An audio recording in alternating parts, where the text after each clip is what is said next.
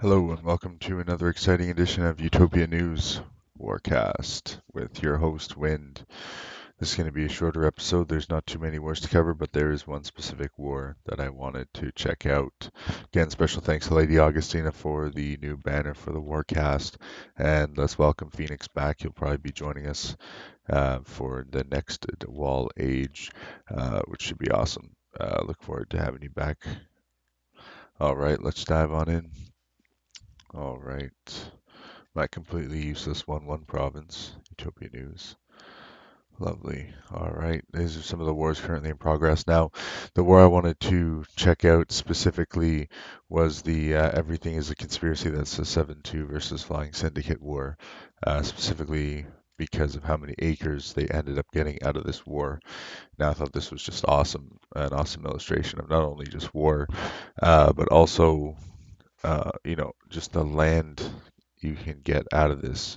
So I mean, like, if you look at this, Everything in Conspiracy was the winner of this one. They came in 77,000 acres, right? And after their victory, they ended up walking away with almost 20,000 acres on that victory. I think that's pretty amazing. Significant win for them. And even Flying Syndicate of Glory, I mean, when they came in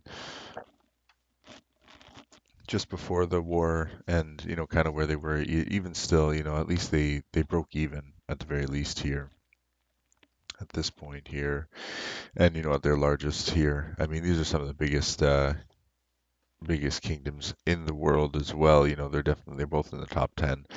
As you can see here, everything is a conspiracy, doesn't really go for land too heavily. These spikes aren't too significant here, but it looks like they're doing enough damage over time, eventually creating this convergence that we're seeing here. And then, of course, a victory at the end here. But let's look at the honor side, net worth side thing first. As you see, a very tight war, but ultimately everything in conspiracy, they just pumped a little bit harder, and they were in a better position. It seems like, despite Syndicate, growing in net worth here right before the wave started. Very interesting convergence before the war. You don't see that very often. Then some nice convergences on every wave here, and then eventually um, everything as a conspiracy begins to diverge there. So some very nice convergent effects here. Quick look at the honor side won't tell us too much about what was going on. Pretty even playing field on both sides, although everything in conspiracy definitely the stronger game in this war. So great job to everyone on that team, and Flying Syndicate of Glory, you did a great job holding on to your stuff. That's all I can say there. All right, let's move on. Who is in the top 10? Well, no surprise that Merciless is in the top 10 here still. Looks like, they've kind of gone a little bit uncontested. No one seems to be able to break past the 125K acre mark, whereas, they're cresting up to 175, possibly even be up to 200 or higher by the end of the age. Who knows how high they will go. Looks like they suffered a little bit of a dip here. I'm not sure exactly what happened. Quick look down the list here shows that a similar dip is evident in Glory of Syndicate Legacy, that is 8-7. Looks like they suffered just a little bit of a dip too. Interesting. So that's probably about 8,000 acres there versus Merciless's, what is that, 6,000 acres. So it looks like Merciless was whoever they were playing with, and my guess would be these guys just because of the similarities in the chart movement here on the land side of things would lead me to believe that something's going on between those two kingdoms. It's pretty obvious now. I mean, these two are just kind of doing whatever they're doing. Everything is a conspiracy, as we just saw. They had that nice victory, so they're in their ceasefire right now. And same with Glory of Syndicate, which yeah, that was the war that we just looked at. So that's kind of strange that they maybe they dropped out of their ceasefire a little bit early or something. Who knows? All right, let's move on to the honor side of the top 10 chart. Got some interesting movement here. I think it looks awesome with all these colors. Definitely the black theme is the way to go, or the dark theme. is the way to go when looking at internet browsers. That white is just too much, too much. All right, who's at the top here? Everything is a conspiracy, just tanking it with the honor, really holding on to it. Enigma not too far behind. Glory of Syndicate, Legacy, no surprise there. And Merciless in the top 4 position there, with Unnamed Kingdom not too far behind. Seems like Unnamed Kingdom is in the next position there. Looks like actually it's Themaramas is in the next position, and then Unnamed Kingdom, followed by Dreadful Fantasy. Not too bad for the Llama Kingdom. You're doing pretty well, guys. Hope to see what you can do next stage. All right, let's move on to the next war and see what's going on here. Is this the next one? Yeah, this is the next one that's currently in progress still. We had a lot of war victories. We're going to go over them quickly in the month of June and, sorry, May and July. May especially seemed to be a lot of victories. We'll just go over them quickly. Just shout out to everyone there. Right now we're looking at Monsters versus the Core, 83 hours in. On the land side of things, I mean, there's some nice convergent effect here at the beginning. They see it again here on another wave, but it looks like they're diverging on land a lot. Monsters is really soaking up the acres, definitely taking acres away from the core at this time. Let's see what's going on here. Net worth side of things shows the core is actually taking a beating. Monsters has kind of pulled them down, and they've converged actually, and they're stuck in a convergence right now. Looks like until the next wave, but this pattern that I'm seeing here looks like Monsters is in a great position to take this. As you can see, Monsters is taking down the honor as well. You know, they converged on their last wave. So it's very likely that we're going to see another convergence on the upcoming wave. So good luck to everyone on both sides there. We'll see what happens. We're already at 83 hours. I mean, this war could still go anybody's way, but it definitely looks like Monsters is winning the war of attrition. All right, let's move on to the Old Geeeeeezers versus what was that again? Looks like, you know, Old Geeeeeezers is kind of just puttering along there. What was that again? I'm not sure. You know, they're basically just taking some acres. What's going on the network side? Yep, of course. What's going on again? Just kicking their butt. 2 provinces down on Old Geeeeeezers are really taking a pounding. All right, yeah, as I suspected, looks like what was that again is going to take some nice victory points, nice honor off this one. All right, good job, guys. Let's move on to the next war. Middle Earth gone awry versus Themaramas, FSU. All right, let's see where we're at. 61 hours. Middle Earth gone awry is looks like they're getting closer and closer to a convergence every wave, but it doesn't look like Themaramas is really able to pull it off on the land side of things just yet, or they're not ready to. But it definitely looks like they've been converging on almost pretty much every wave. Actually, they've been converging. This is a very strong play on both sides. It'll be interesting to see where this goes. Both are over 4 million net worth damage at 61 hours in. Kitty Honor side shows that they're pretty much unchanged. So, I mean, throughout the entire war, both sides are doing a great job keeping that honor under control, although it looks like Themaramas is actually gaining more honor, and they do have more honor to begin with. Acres losage, Themaramas looks like they're in you know, they're in more acres lost position, but, you know, it gives them a little bit of a boost to their TM side of things. So let's take a look at who's actually getting chained in here. As you can see, some real significant damage on Middle Earth in comparison to Themaramas now. You know, that's why we're seeing that big net worth drop. So good luck to both sides. Let's move on to the next war. What do we got here? Mythos versus Wishmasters at war. It looks like Wishmasters is starting to soak up the land. Let's take a look at the net worth side of things. Mythos, KD net worth. Yeah, I mean, they came in the smaller kingdom. They had a decent looking pump. I mean, it's nothing fantastic, but you know, they still looks like they were pretty good for the first couple of waves here, but eventually Wishmasters just dominated them on this convergence here, and despite their most recent wave, it doesn't look like Mythos was able to push Wishmasters down, and now Wishmasters is doing that to them.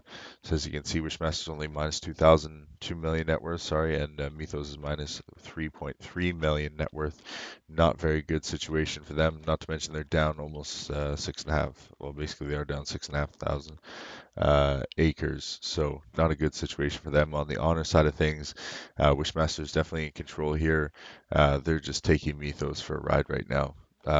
Looks like we're at 38 hours right now, so Mythos up. You got to plan up your sleeve, otherwise Wishmasters, excellent execution, lots of damage done. Very nice to see that. Love these later age wars. There was so much more damage and so much more going on. It feels like, all right, Deep South versus Checkmate. We're only 14 hours into this war. I never really like doing these wars when they're so close in. Let's take a look here. Uh, yeah, I mean there's not too much going on here just yet, as we're only 14 hours in. Network side of things shows us that both kingdoms are relatively equal, but obviously one grew to be bigger than the other. That would be Checkmate. Although Checkmate doesn't seem to be in a great position right now. Uh, you know, the Deep South seems to have a very steady decline here on their net worth side, whereas Checkmate seems to be taking some really hard hits to start off the war here. So it'd be interesting to see where this one goes. But it already looks like Checkmate is in a very disadvantaged, very bad position. Sorry. Some nice conversions here. Looks like a claw. That's pretty cool. The claw. Haha. All right. Yeah, I mean, look at that. Deep South really taking advantage of that net worth position there. Just ganked a bunch of net worth off of Checkmate. Most likely in some kind of province that they took out, or various provinces that were taken out. As you can see, Checkmate took serious damage to one of their dwarves. I mean, wow. That is nice. Look at the amount of damage done to that one province. I mean, that pretty much makes up for most of it there. And then these three here are the cherry on top. I mean, look, in comparison, it's almost like nothing's happened to the Deep South just yet. So Deep South, some pretty strong performance there. Checkmate. You got to figure out what's going on. Otherwise, you're going to be in checkmate position real soon yourself. All right, good luck to both sides. Let's move on to the next war. 12 hours in, PARABELLUM versus natural disasters recruiting. Not too much going on here on the land side of things. On the net worth side of things, though, it looks like PARABELLUM came in as the smaller kingdom, grew up through their pump here to meet the enemy. Looks like the enemy quickly brought them down a little bit, and they've actually seen convergence since the first wave here. And it looks like the enemy is actually able to better maintain their position there. Probably, they've been waiting a little bit longer for this opponent to come up and meet them. PARABELLUM looks like they're in a position to lose the honor here, and that is exactly what's going on at 12 hours in. Natural disasters already putting a strain on their honor. Let's see how long this lasts before we see a convergence on this side of things. So best of luck to both sides. Quick look at the damage to see who's doing what. Shows us a lot of damage on Active Valor, as well as Wash Me and Heartbreak Ridge have taken quite a bit of damage versus the two, Volcano and Aberfan, who've taken the majority of the damage on the opposite side, although the damage is significantly more spread out on PARABELLUM. That's likely why we're seeing the honor show up the way it does. Best of luck to both sides there. Let's look at the next war. You are a Utopian Harry versus BOL Rebels. BOL Rebels, the bigger kingdom going in. Looks like they're maintaining their position on the land side of things. On the network side of things, it looks like, again, they're maintaining their position. Blue Kingdom really not able to do enough damage, even though BOL is short 5 provinces. Um, you know, I wonder what you guys are doing, Blue Kingdom. What are you guys doing? Interestingly enough, though, the honor is not really going away, so they must be doing something. BOL Rebels seem to be losing honor despite being doing slightly better on the net worth side of things. But that's most likely because of the again being short provinces there. The honor looks a little bit skewed, so BOL Rebels are probably doing more than you think. It's just they have less ops to throw around. Because again, remember, this is a kingdom-wide honor as well. So best of luck to both sides. Let's move on to the last war on the list here before we go over whose victories were not recorded by any of the Warcasts in the past couple of days. That is days, human days, utopian months. It looks like Divinity is back to war again with the Unnamed Kingdom. Let's see what's going on here. Lang shows Divinity coming in as a smaller kingdom. Doesn't look like they've actually, well, I mean, they got some nice convergence effect here. And I think, to be honest, I think they're in slightly better position on the land side of things. Um, Although the enemy is doing a pretty good job holding up over the waves. A little bit of stronger performance, it seems like, initially from the enemy here, based on the initial wave. I think this is going to be a tough war for Divinity. Um, they shouldn't take this opponent lightly. Unnamed Kingdom seems to be doing a pretty good job at maintaining acres, net worth, and the honor side of things. Just a quick look at the changes here. Wow, that's pretty significant to open the war. Um, Wow, 3 provinces on Divinity between 1,500 and 2,000 acres lost, whereas there are 4 provinces, 1,400 to 1,800 lost. I mean, that's a little bit more significant on unnamed side. Divinity's definitely done a lot of damage. Even this avian down here is a nice cherry to top this all off. So great job, Divinity, on that wave. Looks like it was pretty solid for you. Let's see how the rest of your war goes. All right, so that was it for the wars that we were going to look at today on today's Warcast. However, we're just going to take a look at who was winning during the times we didn't check. So around May 7th, Empyreans defeat Star Babies, Villains defeat GN, War with 7-1. That's Villains. Shout out to Blackjacks. Blackjacks defeats VC. Now at War Recruiting has defeated Porterdom. Dreadful Fantasy, that's the Llama Kingdom, defeats We Hurt. Ouch, that must have hurt. June, Mixed Nuts defeats Need for Speed. That data was not recorded for the rest of the month, however. Toontown defeats Bon Voyage. Everything is a Conspiracy defeats Flying Syndicate, as we saw earlier in the video. Haven't decided yet defeats Tomatoes. All right, let's move down. So that's it for those wars currently in progress. We're going to take a quick look at the world here and see where everyone kind of falls in with regards to the largest kingdom in the world right now. That is Merciless 7-7. Again, growing kind of uncontested here. It seems like everyone that kind of goes after them is getting smacked down a little bit. But as you can see, the relation in terms of the bigger kingdoms, what the numbers and percentages actually look like. Um, here's Merciless, of course, and then this is everything within 60% Merciless. So that is 0.4 and up. So we got Flying Glory Syndicate down at 0.4 here. And then who's the biggest right now? 0.69, bunch of noobs. And then of course Elf Shelter 0.69, roughly around the same position. That shows the net worth difference as well. I mean, if we break that down, um, that's a pretty interesting number. Um, let's say 21 million. That's how big of a number it is. And divide that by 25 provinces just to see, where we're at. So that's about a difference of 850,000 net worth per province in the entire kingdom.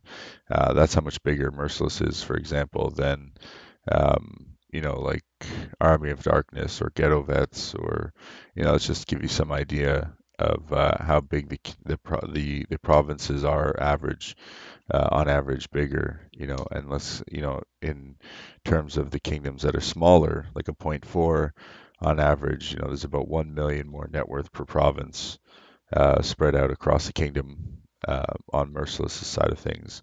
Whereas someone who's a little bit closer, obviously that's not as big of a gap, but still, 500,000 net worth is pretty big difference to see.